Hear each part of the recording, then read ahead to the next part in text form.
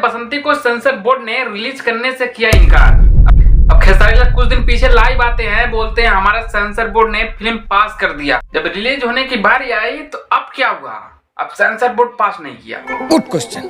22 तारीख को आने वाली फिल्म रंग दे बसंती अब रिलीज नहीं होगी। सेंसर बोर्ड होता क्या है, फिल्म रिलीज होने से पहले उसके कंटेंट के हिसाब से उसका सर्टिफिकेट देना, वही होता, उसे कहते हैं सेंसर बोर्ड।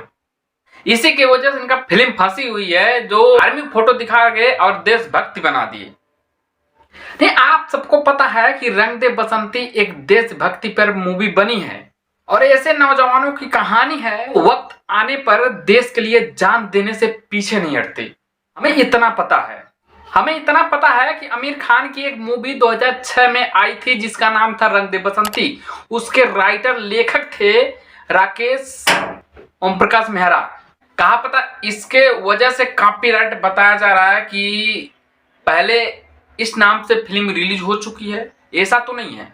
जो उसके लेखक थे राजेश ओम प्रकाश मेहरा, एक हमारे गुरुजी हैं, उनका कहना है कि रंग दे बसंती एक कविता का टाइटल है। रंग दे बसंती जो टाइटल है वो एक कविता से उठाया हुआ एक लाइन है जिसको राम प्रसाद बिस्मिल ने लिखा है, तो कॉपीराइट उनके पास है, कोई फिल्म मेकर दावा नहीं कर सकता। क्या सही में एक कविता का टाइटल रंग दे बसंती है? और ये भी बताया जा रहा है कि कॉपीराइट जो उसके कविता के लिखे हैं उनका है। और खेसारी लाल लाइव आके कुछ ऐसे बिलक रहे थे कि भाई साहब 22 डिग्री टेम्परेचर में हमने फिल्म शूट किया, बट हमारा सेंसर बोर्ड फिल्म रिजेक्ट कर दिया, मेहनत हुआ डांड, पैसा बर्बाद बहनचोद।